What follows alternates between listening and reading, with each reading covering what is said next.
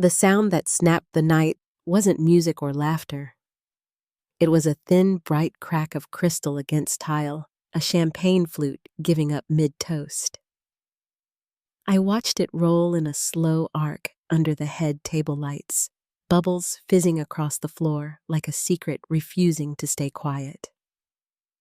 Lila's bouquet brushed my arm as she reached for Jacob's hand, her smile pinned in place the way brides are taught to smile. Across the room, Aaron's jaw tightened for a heartbeat and then softened into the easy expression he carries to court. I told myself it was nothing, just nerves and noise and a glass handled carelessly. Still, the sound lingered in my chest like a bell that wouldn't stop ringing. If I had been braver, I would have followed that sound straight to the truth. Before I go any further, tell me where you're listening from in the comment city and state. If you're comfortable, and if stories about truth and justice speak to you, please like and subscribe so more people can find them. My name is Meredith, and for most of my 30s, I believed our life was the kind people point to when they're trying to be optimistic. We bought a colonial with white shutters on a maple-lined street in suburban Maryland, the kind of place where the UPS driver knows your dog and the neighbor kids leave chalk art on the sidewalk. I worked nights at the children's hospital, learned the rhythms of beeping monitors and sleepy cartoons, and came home to a porch swing Aaron swore he'd repaint every spring. He made partner track war shirts that smelled faintly of cedar and starch and teased me about the way I organized our pantry by label height. I was the steady one list meal prep Saturday runs along the river. Lila was brightness and motion, forever stepping into better light, laughing as she filmed her coffee and her shoes, her good angles and glorious hair. Growing up, my mother joked that Lila came out ready for an audience, and I came out ready to keep everyone fed. We never competed on paper, but in family photos, I can see it now, the way I tilted toward the task, and Lila tilted toward the lens. It didn't make me love her less. If anything, it made me protective in a way that felt motherly long before either of us thought about babies. Aaron and I met at a fundraiser in a church basement where the coffee tasted like metal, and we talked through the raffle drawing about work that mattered and the small ways grown-ups can be brave. He held my hand during a storm on our third date, and later he held me when a pregnancy ended before it began. When we finally married, my parents cried in the pew, and Lila fixed my veil with fingers that didn't tremble. We built rituals: Wednesday, pasta night; Thursday, movie night; Sunday morning, bagels on the porch. Ordinary things that feel holy when you're not worrying about losing them. Money wasn't a problem, not really, but it was a difference. My paycheck stretched across nights and shifts his gathered in tidy quarterly bonuses. Lila joked I had the stable saint job, and Aaron had the sharp suit job, and Jacob, who sold software I couldn't pretend to understand, had the kind of optimism that buys people expensive headphones for fun. The four of us fit easily for a while, double dates, yard games at my parents' cookouts, group texts about whether potato salad can be considered a meal. It was a good picture. It held. When Lila got engaged, our family exploded with lists and laughter. My mother started a binder with tabs. My father circled reception venues like he was picking lots for a new build. Lila asked me to stand beside her as maid of honor, and she asked Aaron to stand with Jacob because she said she wanted family on both sides of him. I tried not to overthink the phrase, and I didn't. Not then. I let myself enjoy the cake tastings and the dress fittings and the way joy can make a whole room feel lighter by 6 degrees. The first hairline crack didn't look like a crack at all. It looked like convenience. Aaron's late nights bunched closer together, then spilled into Saturdays now and then. His phone, once abandoned on the kitchen island, learned a passcode and started living in his pocket.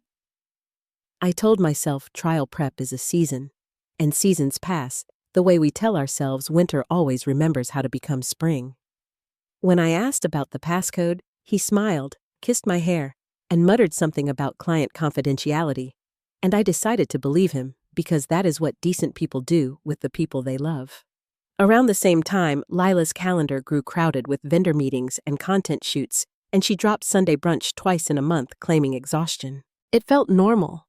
Weddings are a job, but every time she hugged me goodbye, I caught a trace of a perfume I couldn't place, warm and citrusy with a sandalwood finish that tugged at my memory. She laughed more with her phone than with me, and Jacob, who is earnest to a fault, said she was dialed in lately and asked if I could help remind her to eat. I made extra lasagna, dropped it at her new apartment, and told myself this is what sisters do when life gets busy. The night of the engagement party, the porch twinkled with string lights and mason jars, and I carried a platter of shrimp past the sliding door, just in time to hear Aaron's low laugh blend with Lila's softer giggle. It was nothing at first, just two voices that have always been familiar to me until the silence that followed stretched a half-second too long. When I stepped outside, they were inches farther apart than people normally stand, both smiling in a performance of ease. I set down the platter, made some joke about the mosquitoes, and watched my sister glance at my husband the way people glance at windows to check their reflection. By the time we posed for photos under the oak tree, the scent I couldn't place had found a home in the collar of Aaron's shirt. I pressed my face to his shoulder for the camera and felt it bloom warm, citrus sandalwood, and the tiniest thought I've ever had rose like a splinter. I know this smell from somewhere I don't want to name. I swallowed it with bubbly and told myself not to be dramatic. But as the night wound down and we boxed leftover cupcakes, the broken ring of a glass on tile kept chiming in the back of my mind, and I knew, as surely as I know the sound of a heart monitor at 3 a.m., that something in our picture had moved. The weeks after Lila's engagement party seemed to pass in a blur of fittings and tastings, yet something inside me felt unsettled. Aaron's schedule became more demanding than ever, with late nights that stretched until dawn and weekends that he claimed were swallowed by urgent casework.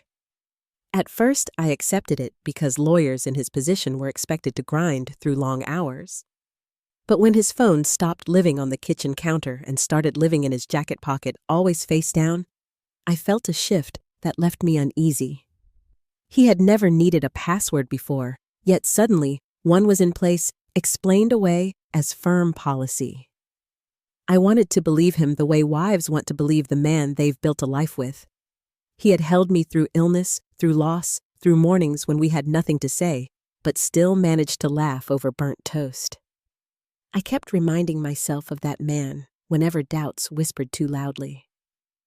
But little by little, things that once felt natural now carried a weight I couldn't shake. The inside jokes fell away. Our Thursday movie nights became memories instead of traditions, and when I reached for his hand in bed, his fingers often remained still. At the same time, Lila was suddenly too busy for our regular Sunday brunches. She claimed vendors had canceled last minute or she was shooting content that couldn't be rescheduled. When she showed up, she carried herself with a new glow that she blamed on stress and excitement. But it felt different, like energy she was drawing from someplace I couldn't see. She smelled of a perfume I couldn't place. Something warm and citrusy with an edge of wood that tugged at me like an almost memory. I didn't ask, though. Sisters share 1,000 things, but I wasn't ready to name the thing I feared most.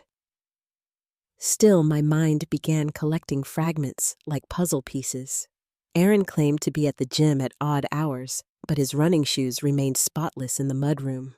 Lila told Jacob she was interested in learning more about law, which puzzled me since Jacob's work was all technology. They both missed family gatherings on the same weekends, their excuses separate, but somehow too neatly aligned. And every time Aaron's phone buzzed, I caught the way his mouth curved into a smile that wasn't for me. My mother noticed me watching them once during a Sunday dinner, when the family was reviewing cake designs. "You're staring," she whispered, touching my hand with a worried frown. I forced a smile and said everything was fine, that everything was perfect. The word burned my tongue even as I spoke it. Lila leaned across the table to show Aaron a photo of a cake swirled in pale roses, and he nodded with interest, as though pastry had suddenly become a passion of his. I kept chewing my chicken, feeling the weight of a silence that only I seemed to hear. The real fracture came by accident, as many do. I was at the hospital for my annual checkup, moving through the sterile hallways I knew so well when I bumped into Dr. Patricia Moore, Lila's longtime gynecologist. She greeted me warmly, asking after the wedding plans with the easy familiarity of someone who had watched us grow up. "Make sure your sister doesn't overdo it," she said with a conspiratorial smile. "First trimester can be exhausting." Her words dropped into me like ice water. I asked her to repeat herself, pretending I hadn't heard. Patricia's face paled immediately. "Oh, she hasn't told you? I just assumed, with the wedding so close." I forced a laugh, covered with a quick assurance that of course I knew. We both pretended the moment had not happened, but by the time I reached my car, my hands were shaking so hard I could barely fit the key into the ignition. Pregnant. Lila was pregnant, and she hadn't said a word. But it wasn't her silence alone that left me gasping in that parking garage. It was the arithmetic. If she was in her first trimester now, that pointed straight back to the engagement party, to the porch, to the perfume I had smelled on Aaron's shirt. I told myself Jacob was the father. Of course, Jacob was the father. Yet I repeated the math again and again until the numbers blurred, and the fear beneath them grew into something I could no longer ignore. That night, I lay awake, staring at the ceiling fan, as Aaron slept beside me, his breathing steady, his body turned just slightly away. I thought about the ring he had slipped on my finger, the promises we had made in front of everyone we loved, and how words can sound so solid until they collapse under truth. I began to plan quietly not to expose them, at least not yet, but to confirm what my heart already knew. If there was betrayal, I would not stumble into it blindly. I would meet it with open eyes. The first step was his office. Aaron kept it locked, claiming client confidentiality, but I had a key made years ago after he lost his original. He never knew I'd kept it. One afternoon, when he was still working late, I slipped inside. His desk was neat, his files stacked in precise rows, his computer waiting behind the glow of a password screen. For a man so clever in court, he could be simple in private. His password was our anniversary. I told myself I might find nothing, that I was only being suspicious. But once inside, I checked his email, his browser history, his case files. All of it was clean. Too clean. Then I remembered the podcasts I listened to on night shifts, how investigators always said people forget the cloud. I opened his photo backups, scrolling through thousands of images, family parties, work dinners, vacations. My pulse raced as I scrolled deeper until I found a folder titled Legal Research. Inside were images that had nothing to do with law. Lila's smile at a beach I didn't recognize. A selfie of them together in a hotel bar, his arm around her waist, her hand resting on his chest. More photos followed, each one pulling at my breath until the final image landed like a blow. A pregnancy test. Positive. The date stamped 2 weeks after the engagement party. The background unmistakable, our bedroom, our bed. I closed the folder, carefully cleared the history, and locked the office again. My body shook so violently I barely reached the bathroom before retching into the sink. By the time I rinsed my mouth, my reflection in the mirror was pale and unrecognizable. That night, I slid beneath the sheets beside him, listening to his even breaths, and I whispered nothing. My silence became my mask, the only way I could survive while I waited for the next moment to act. The days that followed demanded performance. I helped Lila choose earrings that would draw the eye away from her slightly fuller cheeks. I listened as Aaron suggested we take a trip after the wedding to reconnect. I gave a speech at the rehearsal dinner about love and loyalty, hugging my sister tightly as she told the room she was lucky to have me. The swell of her stomach pressed against mine for a fleeting second, and I felt something inside me fracture all over again. Through it all, I kept my voice steady, my smile bright, my movements careful. But every word I spoke was a rehearsal of sorts, not for celebration, but for war. I was learning how to carry truth without showing its weight, how to hold my rage behind the curve of a smile. No one around me knew the storm gathering just beyond my lips. And as the wedding day drew nearer, I realized there would be no turning back. I could not unknow the images I had seen. I could not erase the arithmetic that haunted my every breath. What remained was timing when to move, when to speak, and how to make sure they understood that nothing built on lies can stand. The days leading up to the wedding were the hardest I'd ever lived through. Outwardly, I looked like the loyal sister, moving between vendors, with Lila helping my mother track final payments and smiling through conversations about color palettes. Inside, I carried the weight of photographs that I couldn't unsee and calculations that pointed toward a truth too cruel to speak aloud. Every small gesture from Aaron felt like a performance now, and every smile from Lila seemed to shimmer with secrets. It was as though I was trapped in a play where everyone knew their lines but me. When Lila came by to try on her gown one last time, I knelt on the bedroom carpet, adjusting the hem as she admired herself in the mirror. She touched her stomach briefly, just the faintest graze, then dropped her hand when she caught me watching. Nerves, she laughed, but her reflection betrayed her. The glow that people attributed to bridal happiness looked different to me now, like a light borrowed from somewhere it shouldn't be. I forced a smile and kept pinning the fabric, telling her she looked beautiful, because those were the words I was expected to say. Aaron grew more attentive in those weeks, as if he sensed me slipping away. He kissed my forehead every morning, complimented dinners I barely tasted, and slipped an arm around my shoulders in public. To outsiders, it looked like devotion, but to me, it was a disguise that smelled faintly of her perfume. Sometimes, when he leaned in close, I caught a trace of citrus and wood that made my stomach twist. At night, I lay beside him in silence, listening to the rhythm of his breathing, and wondering how many other nights he had breathed beside her. I became skilled at pretending. At the rehearsal dinner, I stood before 100 friends and relatives, delivering a speech about sisterhood and love. My voice never trembled, though my hands felt like ice around the microphone. Lila hugged me afterward, whispering that I was the best sister anyone could hope for. Her body pressed against mine, and I felt the subtle curve of her secret between us.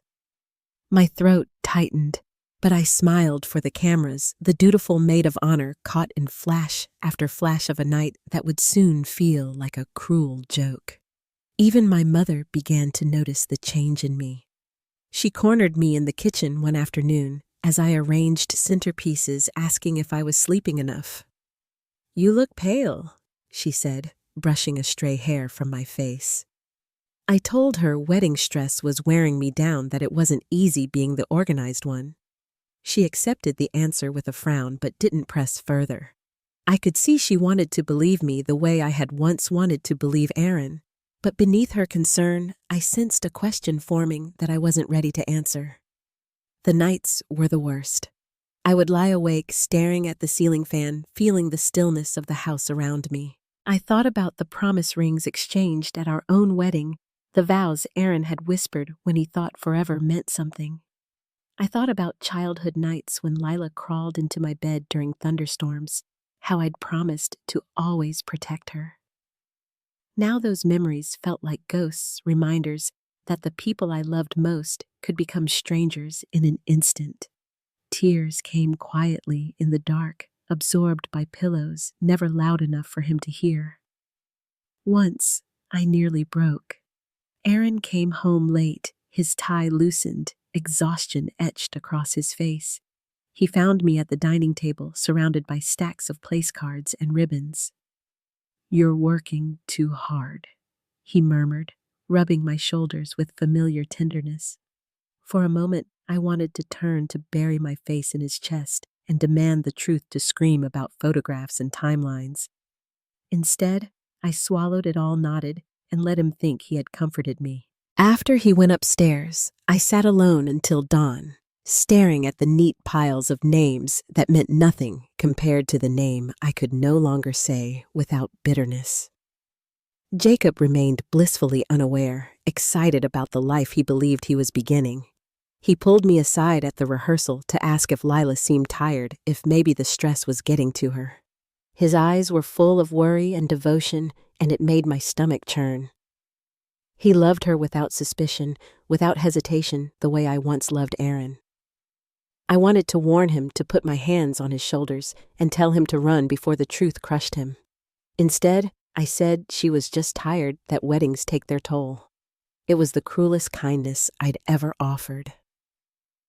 On the morning of the wedding, I helped Lila into her gown, fastening the delicate buttons along her back. She was radiant cheeks, flushed eyes, shining a vision of everything a bride should be. She turned to me, gripping my hands, and whispered that this was the happiest day of her life. I managed a nod, the words catching in my throat, because all I could think about was the folder hidden in Aaron's cloud, the image of a pregnancy test glowing against the backdrop of my own quilt. My sister's joy pressed against my chest, suffocating, but I held it together with a smile that felt carved in stone. The ceremony moved like a dream. I walked down the aisle, first bouquet, trembling slightly in my hands, and took my place near the altar. Aaron stood with the groomsmen dashing in his tuxedo, and for a moment our eyes met. He winked, a small gesture meant to reassure, and I nearly faltered in step. When Lila appeared at the entrance, glowing in lace and pearls, Jacob's face crumpled with tears. The church echoed with words of love and devotion, words that mocked me even as they brought others to tears. I stood in silence, my heart splintering with every vow. By the time the reception began, I felt like a porcelain doll painted with a smile moved into place, for photos lifted for toasts. Guests laughed, the band played, and glasses clinked. To everyone else, it was a celebration. To me, it was a performance staged on quicksand. I watched Aaron lean close to Lila during the best man's speech, his lips near her ear, in a gesture that could be mistaken for politeness. My chest ached with the effort of staying still, of pretending not to notice the tremor in her smile. Later that evening, I slipped out onto the balcony while the music swelled inside. The city lights stretched beyond the river, a beautiful view that only made me feel more hollow. Aaron found me there, pressing a glass of wine into my hand, telling me I'd made him fall in love with me all over again after my speech. His arms settled around me, warm and heavy, as if nothing had ever broken between us. I held the glass carefully, the liquid bitter on my tongue, and nodded in silence. It was easier than telling him that every word I'd spoken had been laced with poison. I went to bed that night in the hotel room reserved for the bridal party, lying beneath crisp sheets that smelled of lavender. Sleep wouldn't come. Instead, I replayed every moment, every glance, every half smile that had passed between them. My mind clung to details, searching for a thread of denial, but there was none. The truth was woven into everything now, and I was drowning in it. I knew then that I couldn't keep silent forever.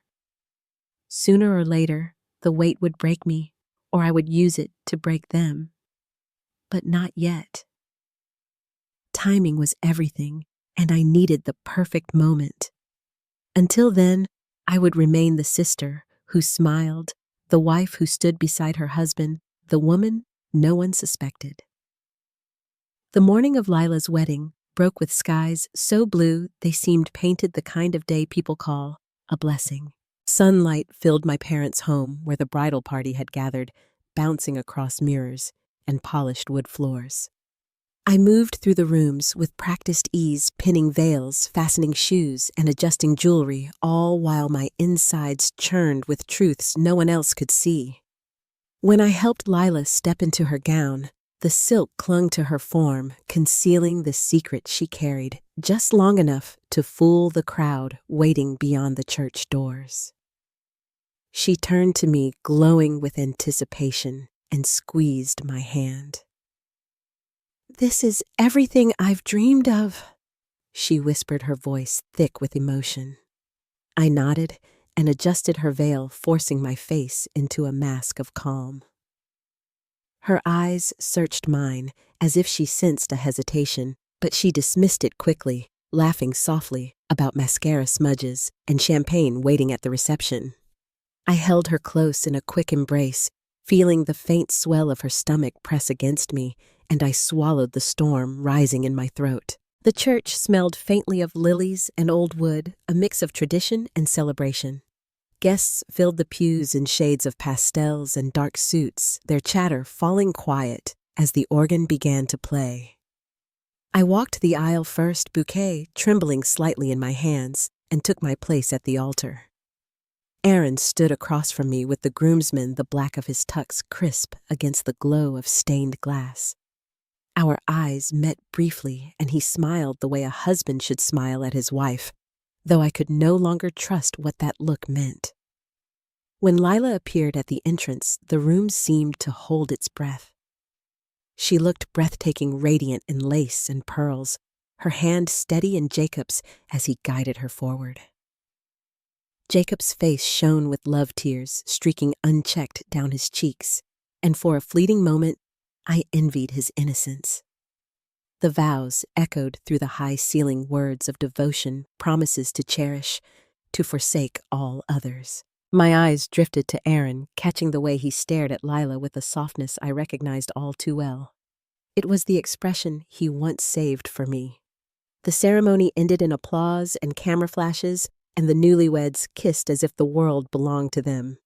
I clapped and smiled with everyone else, though inside I was already planning. My mask held as we moved to the reception, a grand hall filled with chandeliers and white roses. Ice sculptures gleamed in the corners, and a band played soft jazz while waiters poured champagne. Aaron slid his hand along my back, leaning down to tell me how beautiful I looked. I answered with a polite laugh, hiding the way my skin crawled beneath his touch. The speeches stretched long into the evening. Friends told stories about college days and inside jokes. Family members offered blessings and wishes for children to come. I listened to every word, waiting for my moment, my heart beating in time with the clinking glasses. When my turn came, I stood spoon-tapping against the rim of my glass until the room fell silent. My voice carried steady as I spoke about sisterhood, about love, about the foundation of truth needed for a marriage to survive. The crowd nodded, smiling, unaware that every sentence carried a blade. When I sat down, Lila dabbed her eyes, whispering that she loved me. Aaron kissed my cheek and called it a perfect speech. I clenched his hand in mine just long enough for him to wince, then released it with a smile.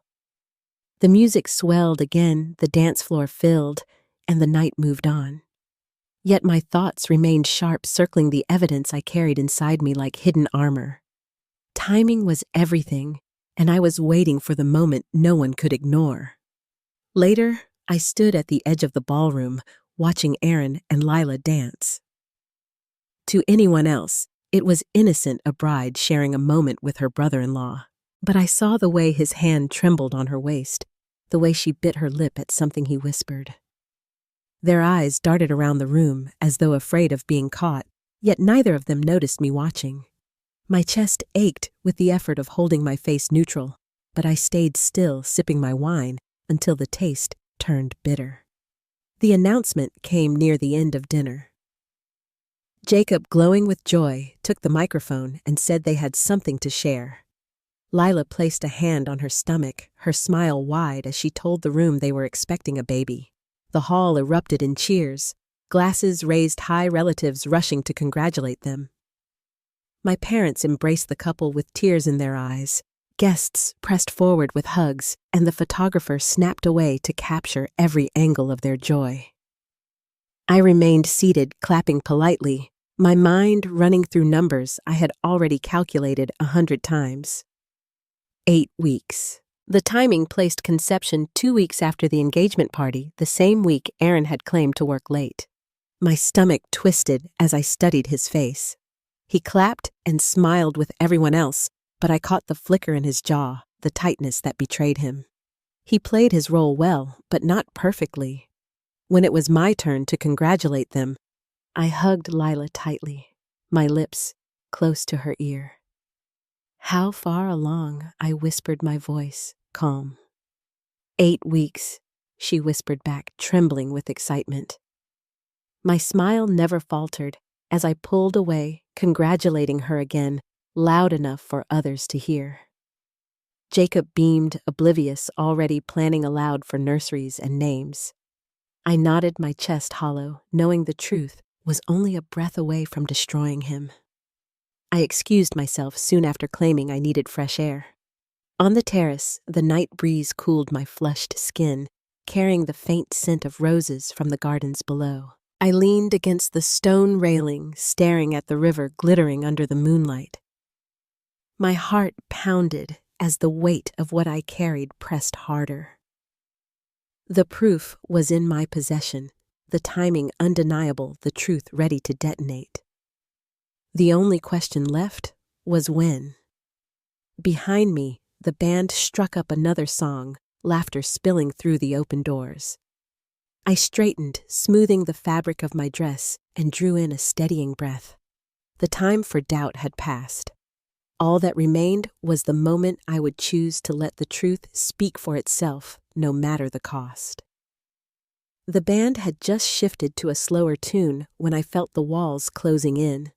Lila glowed under the chandeliers, her hand resting proudly on her stomach, while Jacob gazed at her, like the world began and ended in her. Applause and laughter circled them, voices lifted in celebration, but I couldn't hear any of it clearly. I moved toward the terrace doors, my dress brushing against polished floors, my heart pounding with a rhythm that demanded release. The night air struck my face, sharp and cool, and I gripped the railing, staring at the dark water beyond. I didn't have long alone. The sound of leather shoes against stone announced Aaron before he spoke. "What's wrong?" he asked, careful as if reading the edge of my tone. I turned, holding his gaze. "How long?" The question landed like glass shattering. He blinked, then looked away, pretending not to understand. "Meredith." I cut him off. "Don't insult me. How long have you been with her?" He sat heavily on the stone bench, shoulders sagging, the fight draining from his body before it began. "It wasn't supposed to happen," he muttered, his voice low. But it did. That night at the engagement party, and then again, 2 months later. My chest burned, but my voice remained steady. "And the baby? Is it yours?" He rubbed his hands over his face, finally looking at me with eyes I no longer recognized. "I don't know. She swears it's Jacob's." His answer was worse than a confession. It was cowardice wrapped in hope. I stood tall, the weight of years pressing down on me, and for the first time, I no longer felt powerless. "You've had your chance to explain," I said quietly. "Now it's my turn." His lips parted, some plea forming, but I didn't wait. I left him on that terrace and walked back into the ballroom with a calm I didn't know I had. The plan I'd carried silently for weeks was ready to unfold. The bandleader was easy to find. I slipped a folded bill into his hand, leaned close, and asked for the microphone. He nodded, announced me with cheer, and suddenly the chatter softened. Chairs scraped back. and hundreds of eyes turned my way. I stood beneath the crystal light's glass in hand, smile fixed in place. I know I spoke earlier. I began my voice smooth, but I'd like to say one more thing in honor of my sister and her new husband. Tonight we've heard about love devotion and the beautiful start of a family. The crowd murmured with approval, glasses lifted again. I paused, letting the silence expand, then added, "But the thing about family is that it can't survive without honesty. Secrets have a way of finding their voice." I turned to Lila, her face pale now, her fingers tightening on Jacob's hand. 8 weeks ago, you said you had a late meeting at the Marriott. I remember it clearly. Funny how that lines up perfectly with your pregnancy. Gasps rippled through the room, conversations breaking into whispers. Jacob's brow furrowed as he glanced between us. Aaron appeared at the edge of the crowd, frozen in place. "Of course," I continued. "We all know coincidences happen. 2 people, same hotel, same night. But sometimes coincidence is just another word for truth we don't want to face." Lila's lips parted, but no sound came. Jacob rose slowly, releasing her hand. "What is she talking about?" His voice cracked like timber under strain. I raised my glass one final time, my smile sharp as glass. "Here's to truth, the only foundation that can hold a marriage. May it never be hidden, and may it never be betrayed." Then I set the glass down and stepped aside, leaving the silence to do its work. It didn't take long. Jacob's face drained of color as he turned to Lila. "Is it true?" he asked, voice breaking. She reached for him, tears brimming, but he pulled away. His voice rose raw and guttural. "Tell me, is the child mine? Or is it your sister's husband's?" Aaron tried to move forward, stammering Jacob, but Jacob struck him with a force that echoed through the hall.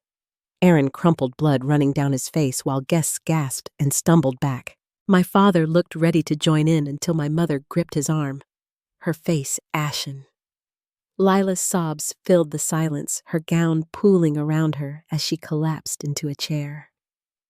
I stood steady in the storm, my chest heaving, but my face calm. For months, I had carried their secret in silence. Now it was theirs to carry in the open. Every guest had seen every camera, had captured every whisper would spread by morning. Aaron rose, slowly clutching a napkin to his bleeding nose, his eyes darting to me in desperation. "Meredith, we can talk." I shook my head once, firm final. He froze, words dying on his lips. Lila looked up at me, then mascara streaking her expression, twisted in disbelief.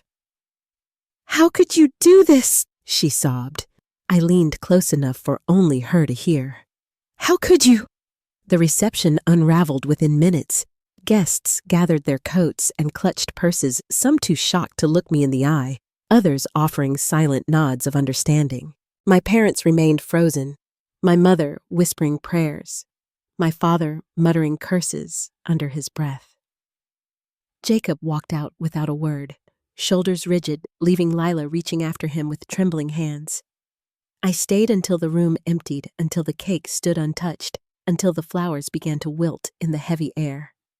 When I finally walked out, I held my head high. The mask I had worn for so long had been stripped away, and in its place was something harder, sharper. That night, in the quiet of my own house, I sat at Aaron's desk and began pulling files. Bank statements, credit card receipts, investment portfolios. I knew where everything was kept after years of marriage. As the evidence piled before me, a plan solidified. His betrayal had cost me my heart, but now it would cost him far more. The morning after the wedding felt like the air itself was heavy with ash. My phone buzzed, endlessly messages from relatives, colleagues, even neighbors who had already heard what happened. Gossip travels faster than any truth. But this time, they were one and the same. I ignored most of it, sitting at the kitchen table with a cup of coffee that went cold before I ever tasted it. Aaron hadn't come home, and I didn't expect him to.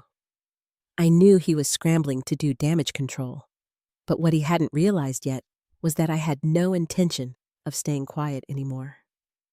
The folder I'd prepared sat in front of me, thick with papers I'd pulled from his desk. Bank statements, travel receipts, credit card charges, proof of hotels' dinners, and gifts, all charged under accounts linked to his firm.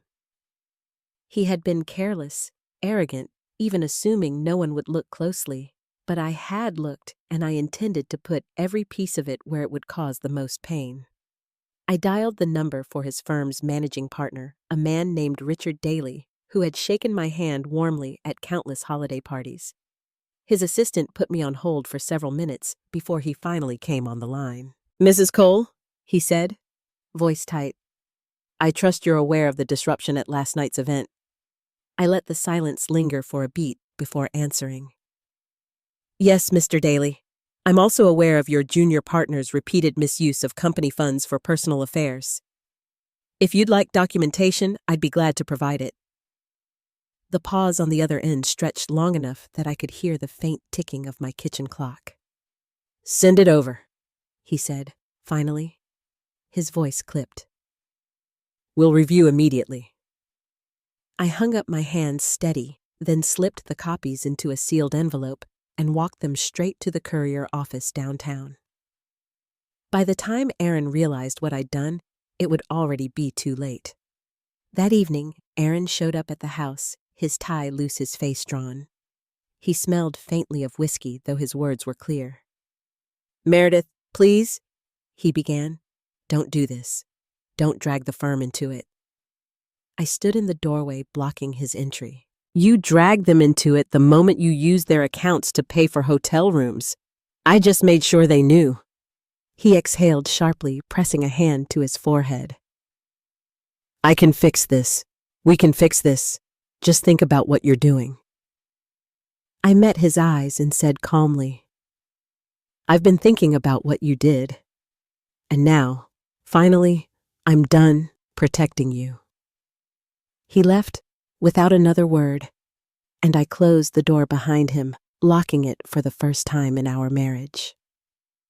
My hands trembled after, but not from fear. It was the tremor of release, of setting a weight down after carrying it too long. That night, I opened my laptop and began uploading photographs, the hotel selfies, the messages, even the pregnancy test, onto a private folder. With a single click, I shared it anonymously with a handful of mutual friends and family members. Screenshots spread like wildfire, forwarded and whispered about until there was no corner of our circle left untouched. The fallout came swiftly. Within a week, Aaron was placed on leave pending investigation. His colleagues, once jovial at barbecues and fundraisers, no longer returned his calls. The firm released a statement about their commitment to integrity, thinly veiled, but enough for everyone to understand who it was aimed at. Meanwhile, Jacob filed for annulment, his lawyers citing fraud and misrepresentation. Lila moved back into my parents' house, her influencer contracts drying up as brands quietly withdrew. Every click of my phone brought new updates, his suspension, her unraveling, but none of it surprised me. I had started the avalanche, and now I watched it bury them both. One afternoon, I stopped by my parents' house to drop off groceries. Lila was on the couch, wrapped in a blanket, her face pale and eyes swollen. She looked up at me with a mixture of anger and desperation. "You've ruined everything," she whispered. I set the bags on the counter to Larsier and met her gaze evenly. "No, Lila.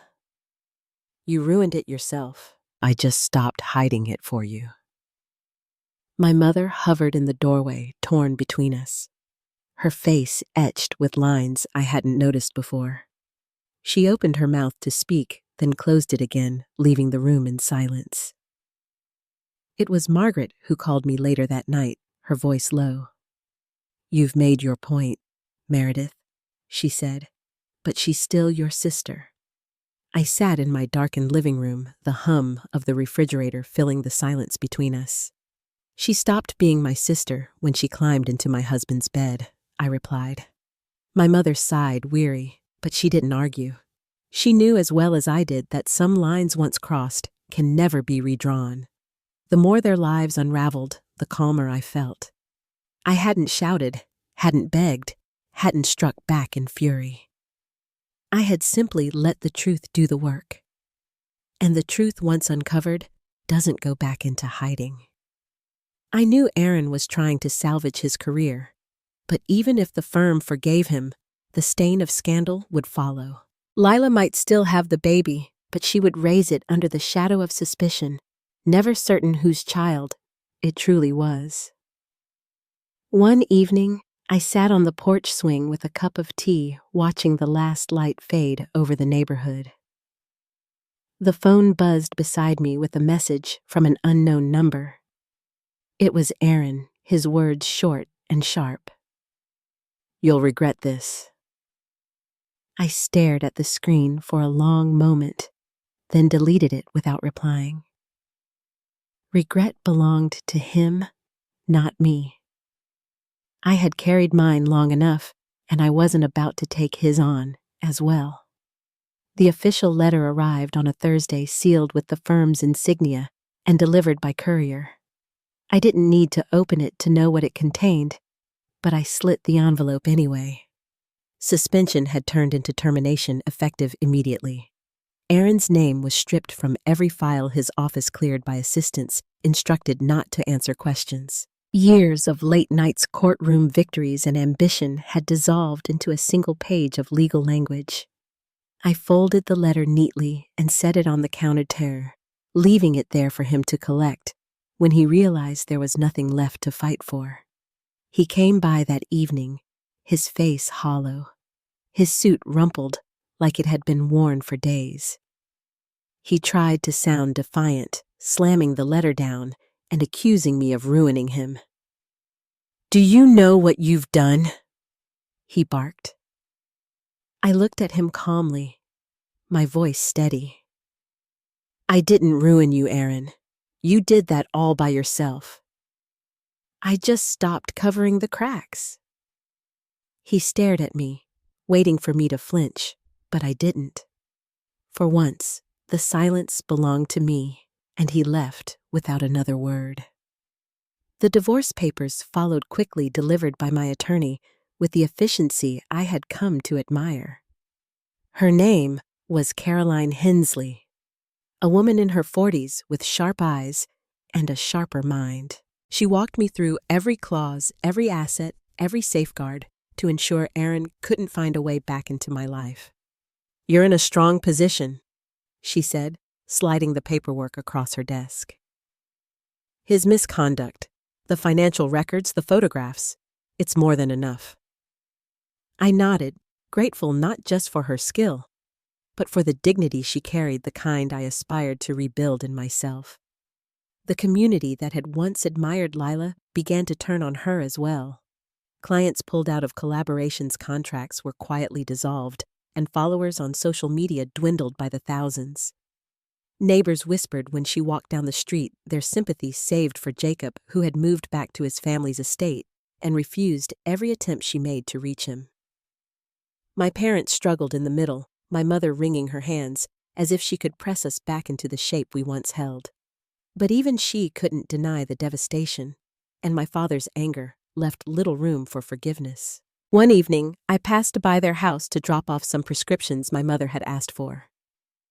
Lila was on the porch, wrapped in a blanket, her hair unbrushed, her eyes swollen. She looked at me as though I held the power to undo what had been done. "Please," she whispered, "don't let them all hate me." I paused, the bag of medicine heavy in my hand. "I didn't make them hate you, Lila," I said softly. "You gave them the reasons." Her lips trembled, but she said nothing more, and I walked inside to find my mother waiting with a weary expression. Jacob filed for annulment within weeks, the legal documents citing deception and irreparable breach of trust. When the results of the paternity test came back, the truth sealed itself in black and white. The child was Aaron's. My mother cried until her voice went hoarse. My father sat in silence with his jaw set like stone, and Lila locked herself in her room.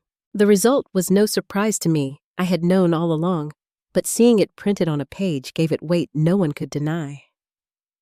It was the final nail in a coffin I had never asked to build. The humiliation that followed was public and merciless. At the grocery store, I overheard two women whispering about the heart girl who had a baby with her sister's husband. At church, heads turned when my parents walked in, pity etched into every glance. Even my colleagues at the hospital, though kind, carried curiosity in their eyes, as though wondering how I managed to walk upright with so much chaos in my life. But I did walk upright, shoulders squared, because I refused to let their choices dictate my dignity any longer. Aaron tried to negotiate sending messages through mutual friends about settlements and forgiveness. Caroline advised me to stay silent to let the documents and the evidence speak for themselves. "He wants you to bend," she said, "because he's used to you doing it. Don't give him that satisfaction now." I listened, and for once I didn't bend. I watched as his world shrank, as the invitation stopped, as the colleagues who once praised him now crossed the street to avoid conversation. Justice didn't roar. It whispered slowly, stripping him of the image he had built until nothing remained. Lila's world collapsed more quietly, but no less completely. She had built her life on attention, on validation from strangers who loved her curated glow. Now the glow had dimmed, and in its place came silence, broken only by the occasional cruel comment that slipped through her carefully guarded feed. She tried to reinvent herself, posting about resilience and motherhood, but the response was hollow. She had lost the one thing she valued most, her audience's belief. Without it, she was adrift, trapped in the house she once escaped so eagerly. Through it all, I felt no triumph, only release. I hadn't screamed or clawed or begged. I had simply unveiled the truth and stepped back. Watching their lives unravel wasn't about revenge anymore. It was about balance, about letting the scales tip back to where they belonged. Still, I couldn't ignore the quiet satisfaction that came when I looked around my home, free of his things, free of their shadows, and felt the space belonged to me again. One evening, as I sat on the porch swing with a cup of tea, Margaret joined me. She didn't speak for a long time, her hands folded in her lap, her face drawn with lines of worry. Finally, she said, "I wish I could mend what's been broken." I looked at her, at the woman who had raised us both, and said gently, "Some things aren't meant to be mended, Mom. Some things are meant to be learned from."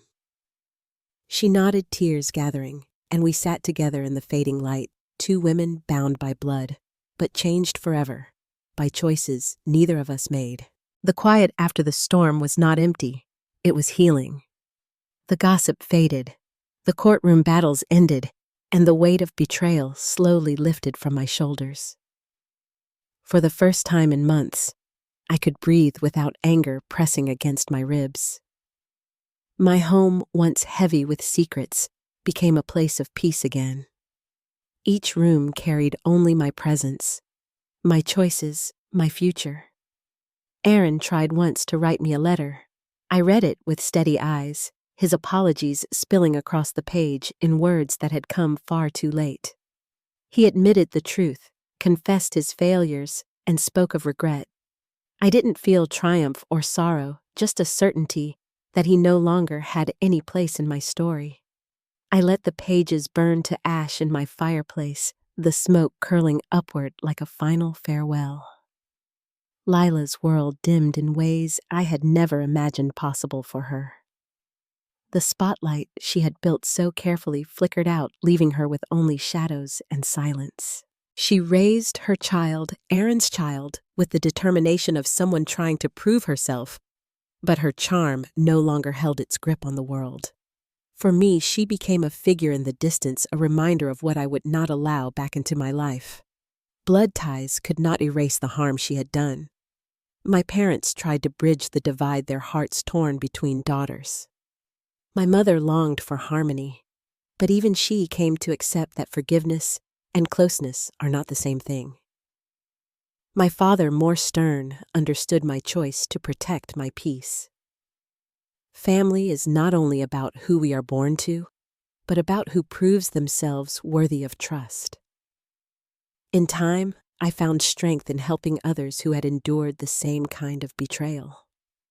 I spoke softly to women who sat across from me in pain, their stories echoing my own. I told them that survival was not about forgetting, but about moving through, about building something truer from the pieces left behind. In their faces, I saw my own healing reflected back. Life did not return to what it had been. It became something new. The house was mine.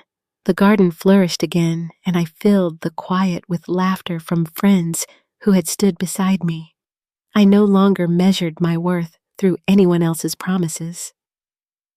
My dignity was mine to keep, and no betrayal could take it from me again. Looking back, I see not just the loss, but the gift hidden inside it. Betrayal stripped away illusions and forced me to stand in truth. It taught me that strength is not in pretending everything is perfect, but in walking away when it is not. Justice, in the end, was not only their downfall, it was my freedom. Before we close, I'd love to know which part of this journey touched you the most. Share your thoughts in the comments. I would be honored to hear them. And if you'd like to spend more nights with stories of resilience, family, and justice, you're welcome to stay connected here.